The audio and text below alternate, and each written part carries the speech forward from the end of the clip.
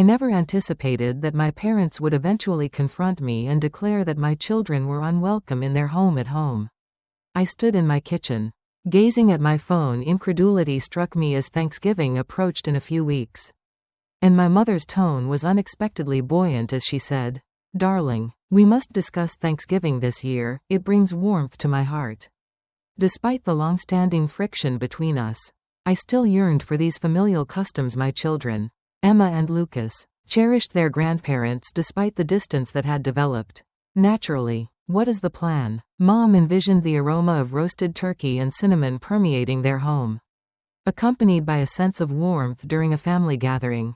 There was a momentary silence sufficient to evoke a shudder down my spine. This year, we are implementing changes. It will be a smaller meal just for adults, creating a more personal atmosphere.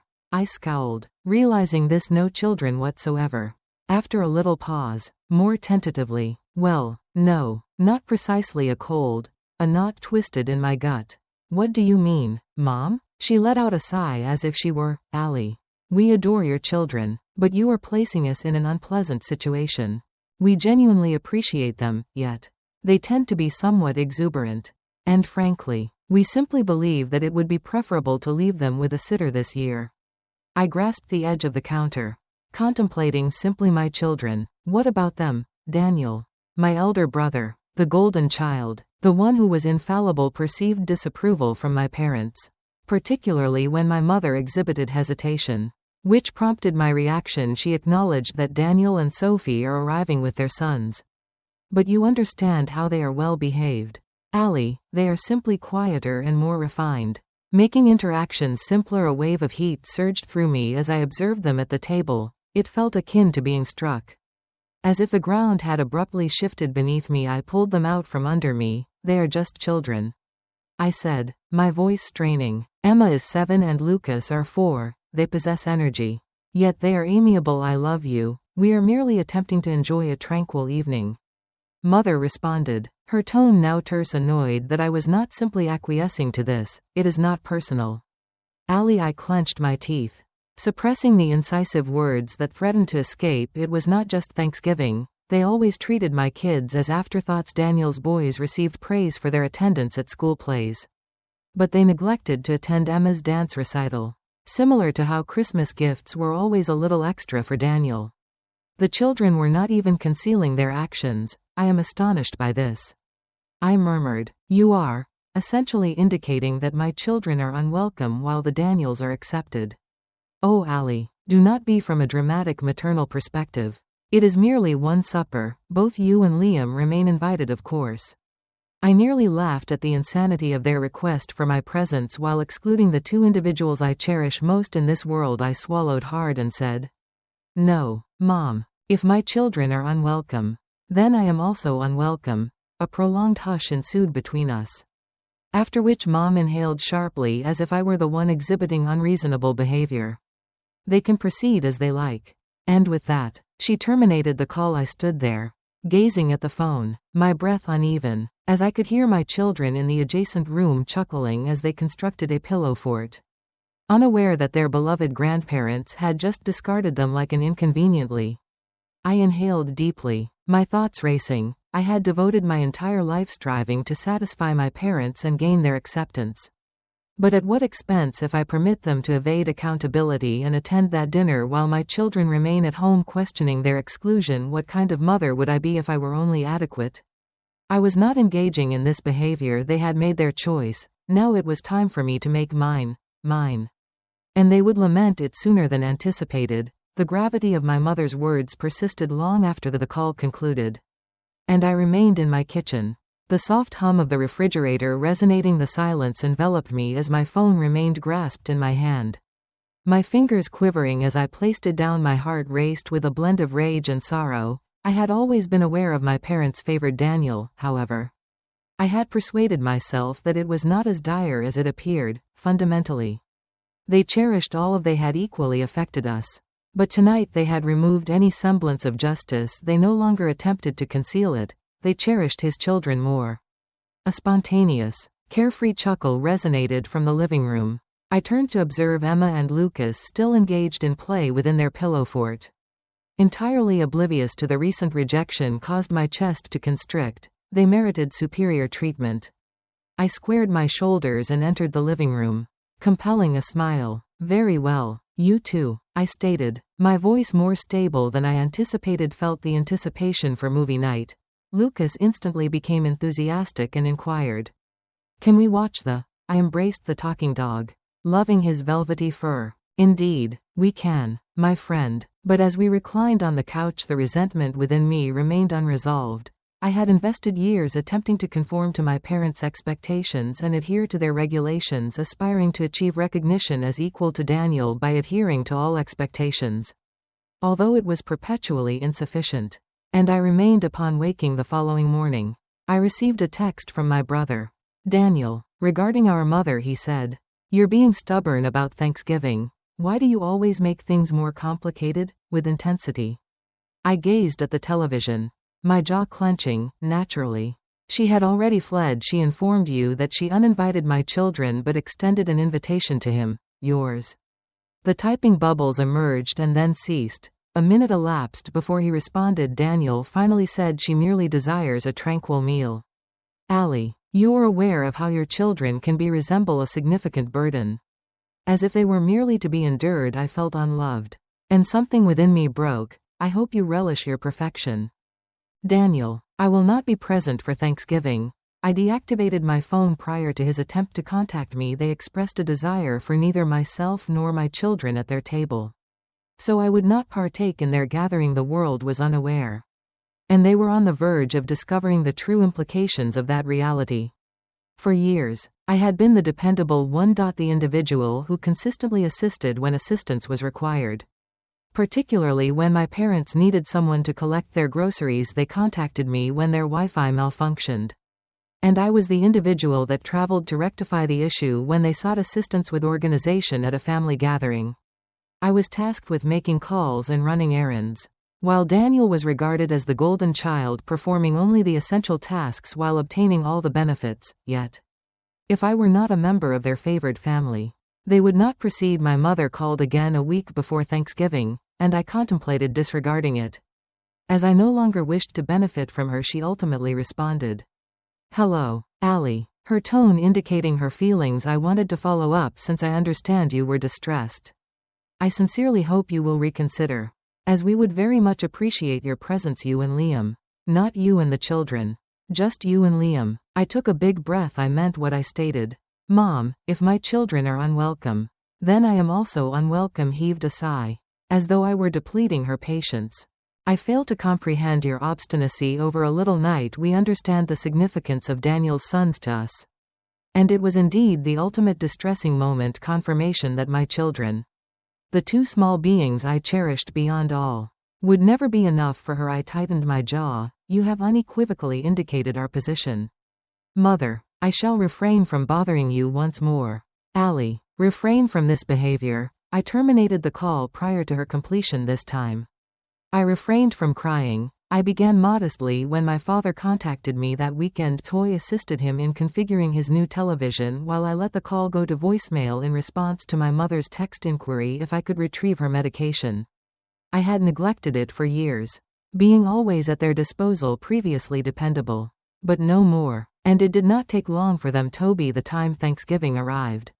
I had missed a total of 12 calls and disregarded 6 SMS on the morning of Thanksgiving. I received a message from Daniel. "His parents are. It is deeply distressing that you are disregarding them. Are you truly willing to allow this situation to escalate further?" It had already escalated when they informed me that my children were unwelcome. He did not respond. And I proceeded to I silenced my phone and focused on my actual family. Emma and Lucas were at the table assisting Liam with mixing. Pancake batter was coated in flour as we laughed uproariously. This was our during Thanksgiving. I experienced a profound sense of tranquility for the first time in years. Unaware that my parents were not sharing the same sentiment, their subsequent action, once completed, would be unforgivable to me. Thanksgiving morning was serene in a manner I had not encountered in years. Devoid of the urgency to prepare the children optimal attire. Devoid of anxiety on the ideal accompaniment. And no apprehensive checks of the time to ensure punctuality. Instead, We existed in our own secluded realm. Our residence imbued with laughter and the aroma of pancakes and maple syrup permeating the air. Emma and Lucas alternated stirring the batter while Liam skillfully flipped the pancakes, eliciting laughter each time he nearly dropped one, and for the first occasion in an extended period. I experienced a sense of freedom until my phone rang. Prompting me to glance at it, I allowed the call from my mother to go to voicemail. A minute later, it rang again. Liam cast me a worried glance, inquiring whether I wished to deactivate it. I hesitated before shaking my head. If it is an emergency, I should at least be aware that I swiped to answer my phone, maintaining a monotone. I inquired, "What is it, Mom?" She sighed. "Oh, now you choose to respond. You are merely at home wallowing in self-pity while we are enjoying a beautiful meal." I groaned. "Mom, if you called to boast, I truly lack the time for that. Which is not the purpose of my call. It has become acute. I need to inquire about something." I pressed the tip of my nose. "What now? Did you cancel the credit card?" The atmosphere in the room abruptly changed. I averted my gaze from Liam and spoke in a hushed tone, inquiring, "What are you referring to?" The father's credit card that we had been using for food and fuel fundamental matters were rejected this morning. As a gradual, chilling awareness emerged. The credit card she referenced did not belong to them. It was mine several years ago, during my father's recovery from surgery and a period of financial constraint. I briefly added them as authorized users on my account to assist them during a difficult period, eliminate them once they regained stability. But life became hectic, and I was unable to do so. They had forgotten me and never reminded me of my presence. I clenched my jaw. "Are you referring to my credit?" After a brief pause, Mom scoffed. "Oh, don't be so dramatic, Allie. It is merely a card. You earn substantial income, and we assumed you discerned the nature of my voice. It is unsettling that you would continue to utilize my funds without my awareness. Do not pretend that this is merely a trivial matter. Significant treachery. We nurtured you, and the least you could do is offer us assistance now." I inhaled. "Are you genuinely serious? After stating that my children were not suitable to attend Thanksgiving, you still anticipated my compliance, continue to finance your groceries. Are you even comprehending your own words?" "Mother?" She exhaled a prolonged sigh. With a dramatic sigh, "I must express to you, Allie, that this is precisely the reason we harbor discontent. Engaging in challenging discussions with you is problematic. You consistently overreact. I have reached my limit." I was correct in stating that I cancelled the card, my voice unnervingly quiet given our candid discussions. "I must clarify that you will not encounter another fragrance." My mother gasped as though I had struck her. "Allie, do not be absurd. Sever ties with her. And furthermore, do not anticipate Christmas gifts, birthday gifts, or any other presents. You have made your choice decision when you informed me that my children were unwelcome. And now I am exercising my own." After a moment of stillness, she spoke in a tone harsher than I had ever heard from her, saying, I regretted this." And then she hung up. For a time, I remained there, grasping the phone so hard that my fingers ached, then gradually turned back toward the kitchen. Liam observed me intently. Everything was satisfactory, and I compelled a slight smile. "Smile," I asserted, my voice more stable than my emotions. "Only removing the—" He refrained from posing further inquiries. We thereafter devoted the remainder of the day to our own Thanksgiving, engaging in movie viewing and baking cookies, engaging in board games, and for the first time in years, there was an absence of underlying worry and no necessity to tread carefully. Eggshells. Peaceful and free of pressure to adopt a new identity. Something indicated to me that this was not concluded. And I was correct, as my parents were not merely allowing their lucrative revenue stream to dissipate and their subsequent action. The silence from my parents did not reveal the true nature of the individuals they were. 3 days after Thanksgiving, my phone illuminated with an incoming call. Despite my first disregard, curiosity ultimately compelled me to breathe. He responded sharply, asking, "What do you want, Allie?" My mother just called me in tears, stating that you have severed ties with them. What is wrong with you? I closed my eyes and pinched myself. Did she also tell you that they had been using my credit card without my permission for years? She mentioned that you were assisting them, and I responded accordingly. Daniel, they have accumulated thousands of dollars on my account. With a humorless grin, neglecting my children while mistreating them. Yet let's pretend I am the problem. The antagonist sighed, evidently attempting to regulate his emotions. I understand your frustration, nonetheless. Severing all ties is not advisable. Extreme refers to the manner in which my children were entirely excluded from Thanksgiving. Previously, they merely desired a tranquil evening. Allie's mother remarked that her children can be quite unruly. My grasp on the phone tightened as I realized they can utilize my financial resources. Although my children do not meet the standards for their table. Understood? He sighed, expressing frustration at the manipulation. This is not Daniel. I am finally perceiving it for what it truly is. There was a prolonged silence thereafter. His voice had a calculating tone. Perhaps we can reach an agreement. What if you simply retained, assisting them while establishing constraints, such as a reduced monthly transfer, so as to prevent any hardship? Due to a misunderstanding, a frigid laugh sprang from my throat. Allow me to clarify. You expect me to continue providing them money when they explicitly stated that they love your children more than mine? He expressed his discontent, stating, they mentioned it, Daniel, to which he had no reply. After a time, his tone became rigid. Very well, if you like to be self-serving, that is your prerogative. Do not anticipate that Mom and Dad would forgive you in the near future. I smirked while shaking my head. Survive, then.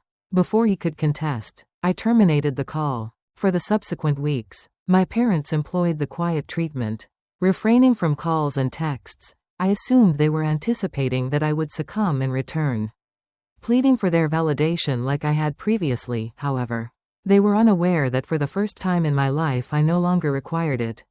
And just as I believed they would ultimately concede, they executed one final desperate maneuver during the preceding week. Upon the arrival of Christmas, Liam discovered a letter in the mailbox, his brow furrowing as he perused the sender's information. The name originates from your parents.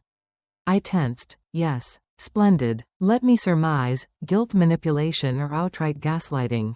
He smiled. Why don't we investigate? I opened the envelope, my stomach churning as I tore it apart. Inside was as I read the formal legal document. The demand for recompense for years of emotional distress momentarily stopped my breath. I expressed incredulity with a giggle, exclaiming, you must be joking. Liam, after reading the letter quickly, they claim you owe them for your upbringing and financial sacrifices. Your well-being was their primary purpose. He looked up, his jaw stiffening. Are they genuinely attempting to charge you for your own childhood? Evidently. They possessed it. Included itemized expenses such as food, clothing, educational supplies, and medical fees. The expenses from my childhood culminated in a final total at the bottom of the page, $785.42. I blinked. They genuinely believe I will concede. Liam sneered at the over 80 grand, suggesting they must be desperate. I exhaled slowly, my wrath intensifying. This was not about financial gain, it was an exertion of control.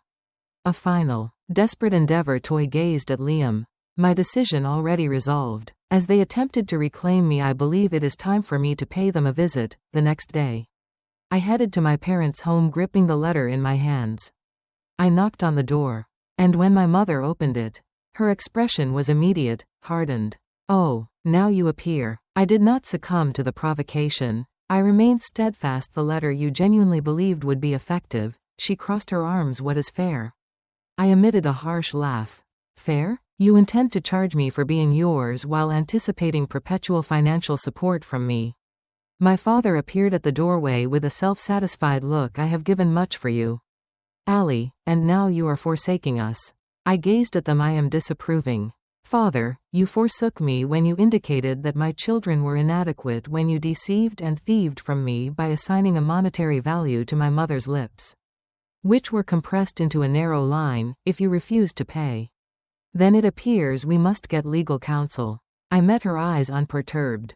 Proceed. She blinked. I crossed my arms and challenged you to take me to court, attempting to elucidate to a judge the rationale of suing your own, requesting reimbursement from the daughter for expenses incurred 2 decades ago. See the outcome of this initial silence. Appearing uncertain, Dad cleared his throat. We merely presumed you would desire to rectify the situation. I laughed, affirming that I am indeed making amends. At this moment, I tore the letter in half. Observing their eyes expand in astonishment, Mother exclaimed, I have finished serving as your personal ATM.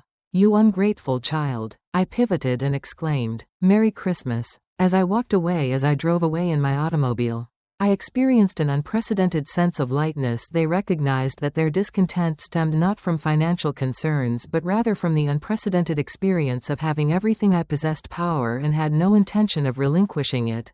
I believed that after tearing up their absurd monetary demands, my parents might ultimately retreat.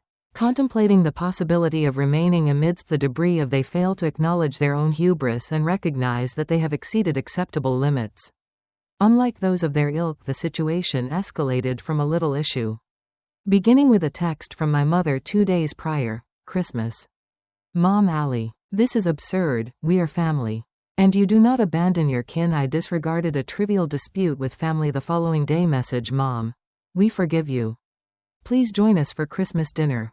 And we will put this behind us." What transpired elicited a near laughter from me. They subsequently forgave me. But a few hours later, one individual from them is genuinely causing distress to Allie. Please apologize so we can progress. I rolled my eyes, naturally. In his perspective, I was the one at fault. I composed a humorous response indicating they were not in pain when they were pilfering from me or when they informed me that my children were unwelcome. I believe I sent the message. Banned his number. And then it was Christmas Eve. Liam arrived as Emma and Lucas, clad in their jammies, danced while we completed the final adjustments on the tree in the living room. Too exhilarated to sleep. All was ideal until the doorbell rang. Signaling Liam's arrival, we exchanged glances. He murmured, "No way." I approached the door and scrutinized the peephole. Indeed, it was my parents. I contemplated disregarding them, but then I observed that they were holding a large, elegantly wrapped gift, and I moaned upon opening the door. I inquired about my mother's desires, her face illuminating with a forced expression. "Joyful Merry Christmas, dear." Father presented the gift to the children. I crossed my arms. "No, thank you." My mother's smile faltered. "Allie, do not be obstinate. Let us refrain from this," I retorted. "You have already marred Christmas." She informed me that my children were inadequate for your table. Recall that her mouth then opened. Father sighed. "Come on, Allie, let us simply be a family, once more." I gazed at them, overwhelmed by fatigue. "You do not desire to be a family," I stated. Their silence conveyed your desire for me to return and be useful again. I required clarification. I shook my head, urging you to accept your present and depart. Observing my mother's emotion-hardened ally.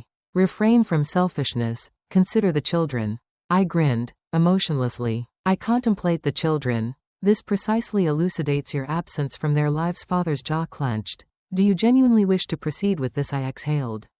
Having previously done so, and subsequently closed the door in their faces that night, we experienced the most fantastic Christmas.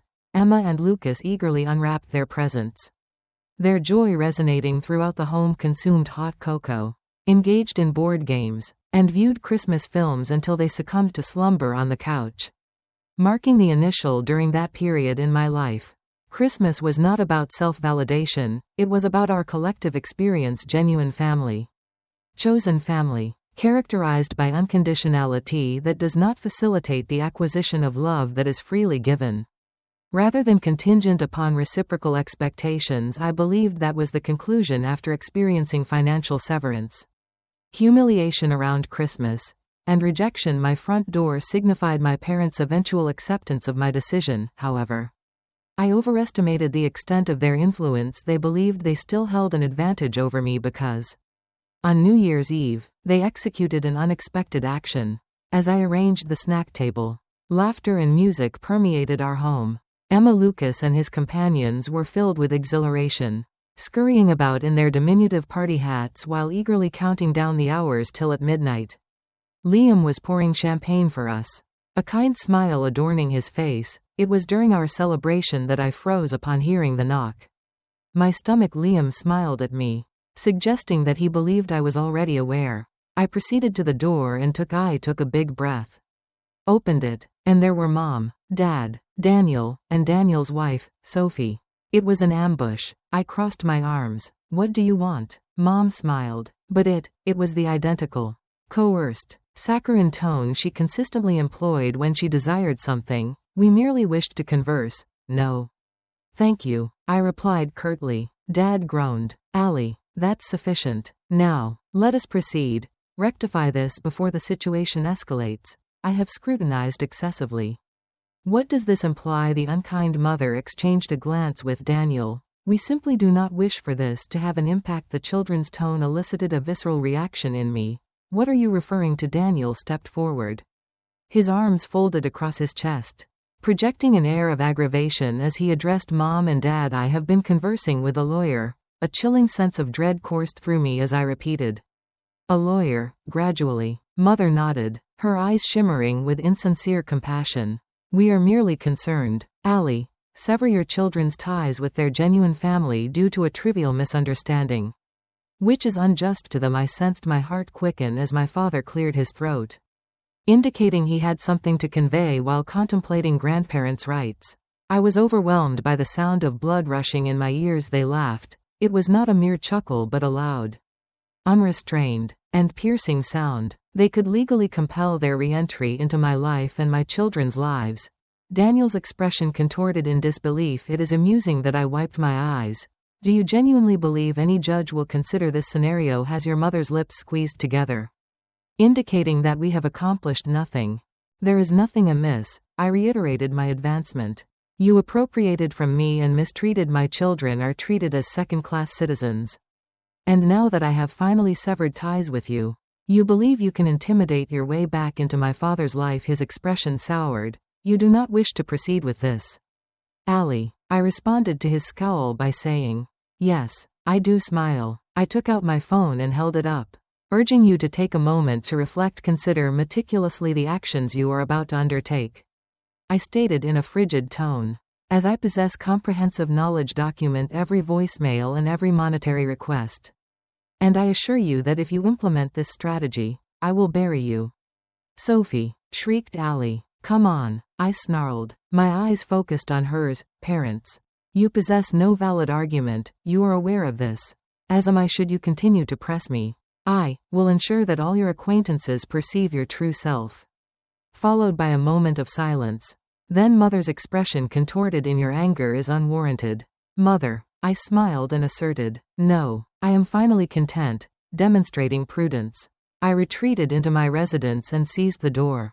Happy New Year, I proclaimed. I pleasantly closed the door in their faces. They never pursued their feeble legal threat. As they were aware of its futility, they were aware of their loss in the subsequent weeks, during which I received no communication from them. They have not communicated through text, call, or any means, and for the first time in my life, it seemed like liberation. Free from the burden of expectations and the obligation to appease their absence has terminated the perpetual loop of guilt and manipulation. Months later, on a lovely spring afternoon, I sat on the porch observing Emma and Lucas chase bubbles around the yard while Liam handed me a glass of lemonade and sat by me. It has been silent. I nodded, affirming that it feels pleasant. I smirked, contemplating whether they would attempt it again, while I sipped my drink and observed my children laughing as they burst the bubbles. It was inconsequential since I had already triumphed. My children are my true family, and I will never allow anyone to make them feel unwelcome again.